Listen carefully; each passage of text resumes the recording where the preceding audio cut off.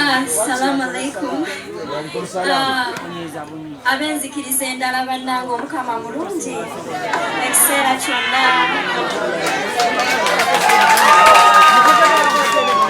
bannange bakulu basi bannaffe nga bitalo ate bya honorable maama n'abaana bannange ntuuse okusaasira kwange nti bannange nga bitalo nnyo ekyaddala obulumi bwe mulimu ffe ng'abayise tuyinza obutabufumiitiriza nnyo kwenkana mmwe kubanga honorable mwe mubadde musinga okubeera ennyo naye twongera okubasaasira era ne tusaba Katonda bannange abatugumize era eddibu eryo erivuddewo si kyangu naye afuna engeri ate gyakola ki gyali bikabika bane bato bange nkimanyi bali mu nnaku naye tusaba Katonda omanyi bamaama ndi muzadde abamaama ffenna ebyaddala tuba tetwagala kutuula mu ntaana z'abaana baffe ate era y'ensonga y'emu kufa abaana nti tuba tetwagala kulingiza mu ntaana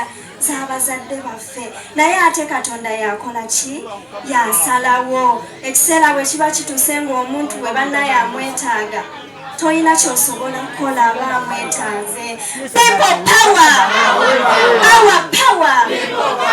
bannange njagala nnyo ate okwongera okutuusa bannange okusaasira kwange eri abantu ba NUP okusingira ddala pulezidenti waffe Robert Kyagulanyi Ssentamu bannange nga bitalo ebyaddala eddibu erivuddewo kizibu ffe ng'aba NUP okulizaawo omusajja ateefuula omusajja abadde omuntu w'abantu omusajja ne bwe yafuna omukisa bannange okwekyusa teyeekyusa abalala nga balidde enguzi yayimirirawo abalala nga beefudde n'ayimirirawo essaawa zino mubadde mutugamba nti tusirike naye nga lwaki tusirika mwe mututuusiza ku bino byonna mwe mututuusiza ku mbeera tetukyasirika tulina okubalabisa kamera nga weeziri tulina okulaga ensi nti batuwe mwali ebitaano era tuti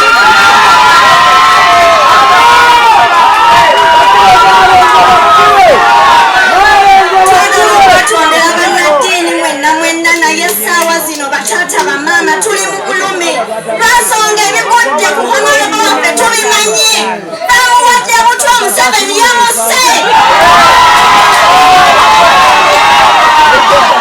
tetujja kusirika bannange ekimala kimala bannayuganda kyekiseera mbakoowoola bannange twegattire wamu tuneetiitira tunaakomyawa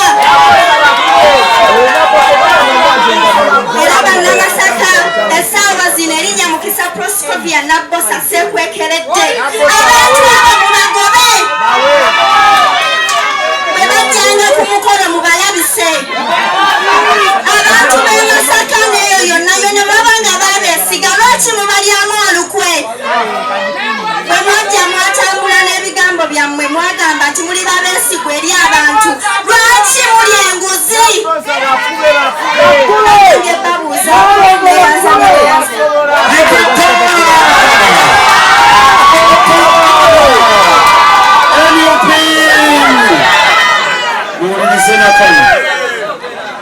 maama wasejirinya munzikirize nkubagiza abakyala basejirinya munzikirize nkubagize abaana naye munzikirize nkubagize National Unity Platform olwaleero nkedde ku Radio Impact era njogedde ku mutwe lwaki abantu bangi beesoga NUP era mbagambye bwe nti NUP kyekibiina kyensanze nga kiwa omukisa buli muntu Uganda yange eggwanga emenya amateeka mangi netawa bannayuganda mukisa ne NUP kyekibiina ekiwadde abantu omukisa okuva ku ddaala erisooka okutuuka ku ddaala eryawaggulu njagala okwebaza Honorable Ssejjirinnya kuba yatugamba agenda kuba atutegeera atuyambye nnyo okulaga nti ab'ebitiibwa bokka si be basobola okuweereza eggwanga lino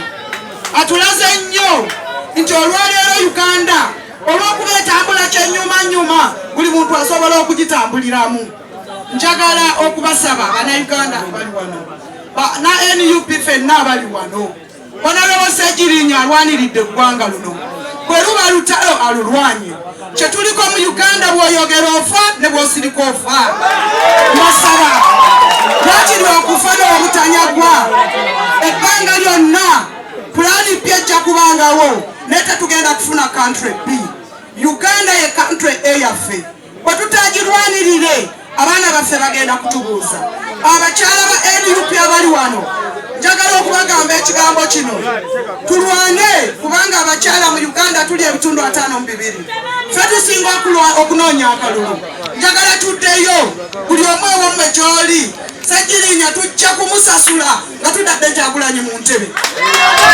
eyo yengeri yokka tetugenda okusasulira emisayi gy'abaana egiyize nze omu ku babadde ababali mu kkomera mu budde Ssegirinnya lwe yaliyo ku nsonga z'ebyobufuzi by'e Kalungu era nafuna omukisa ne mulambula Mama Olivia Lutaaya I celebrate you namala mu kkomera nze wiiki 2 zokka naye navaayo nga bw'ombuuza eridde nabutongwa sikyalimanyi namala emyezi 4 nga ne bwe nsoma ekiwandiiko sikyakitegeera njagala okubategeeza abaana abo ba Olivia baali mu kkomera era mbadde mmanyi Olivia okuva n'olwaleero wonna wonaayogereranga nsabye olukusa mu butongole nyimirire nga wooli Honorable Ssegirinnya watugamba ogenda kubanga owulira tugenda kulwana okufa n'obutanyagwa eggwanga balinyaguludde abantu abawansi bali bubi abeegagawaza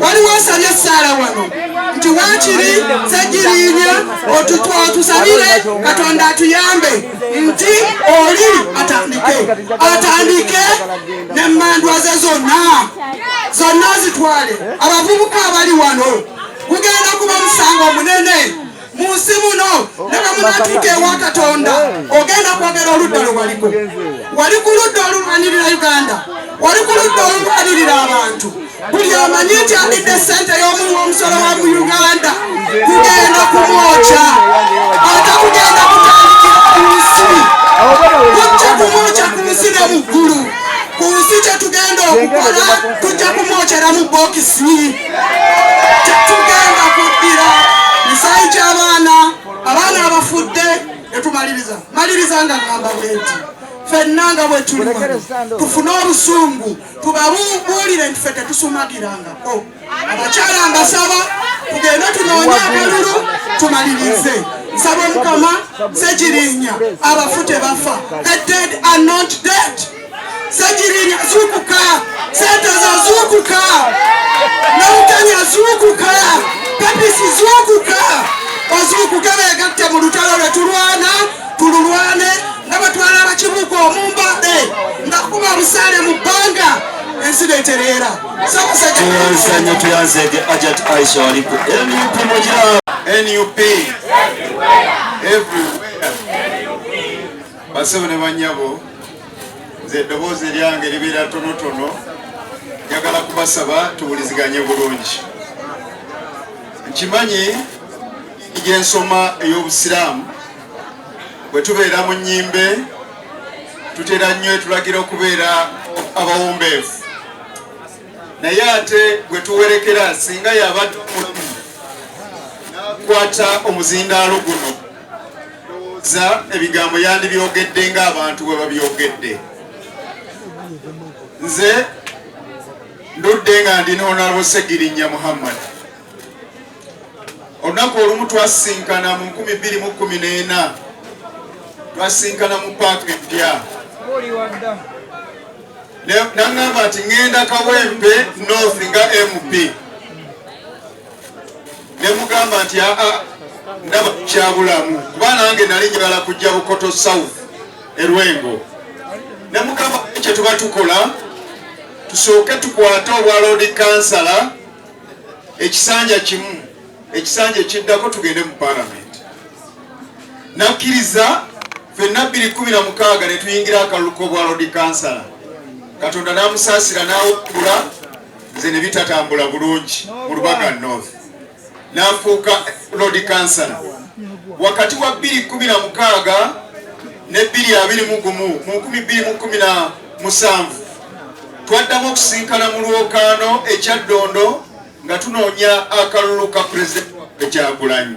Era kulaale eyewampeewo Sseggirinya we yalangiririra mu butongole obuwagizi bwa His Excellency Kyagulanyi, naye ng'ate mwalimu candidate gwe bayita Kantinti owa FDC ng'ate Sseggirinya abadde atambula nnyo ne Dr. Kiza Besigye ku lusegere n'agamba bw'aba Kyagulanyi azze ebirala byonna ebyemabega mbyerabira ngenda ne Kyagulanyi.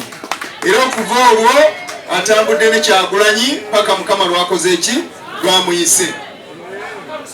Twagala kusaba Mukama Katonda ow'ekisa amuwe ekiwummulo ekyaki ekyemirembe.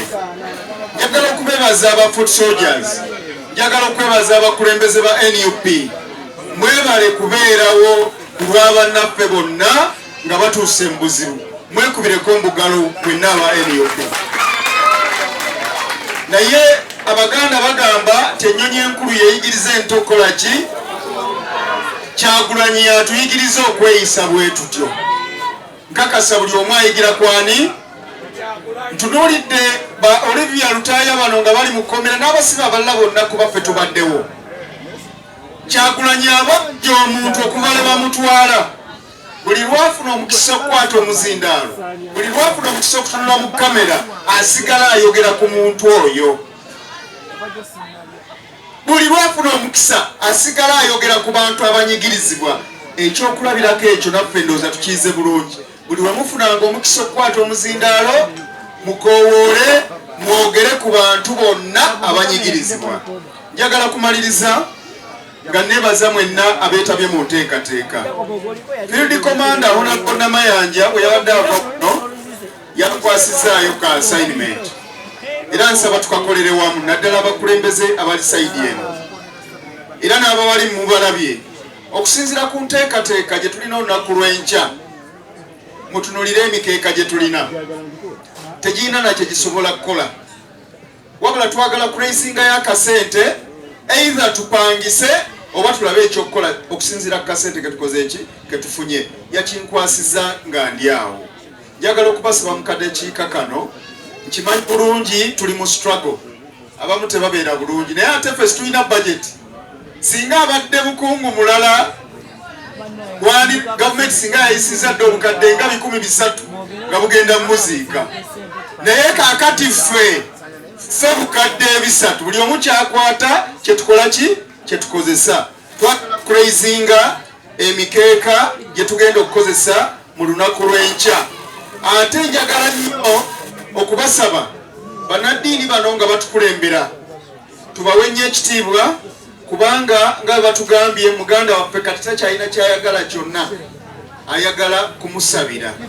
Kakati bannaddiini nga batukulembera mu ekyo twagala tubangwirize omulimu gwabwe.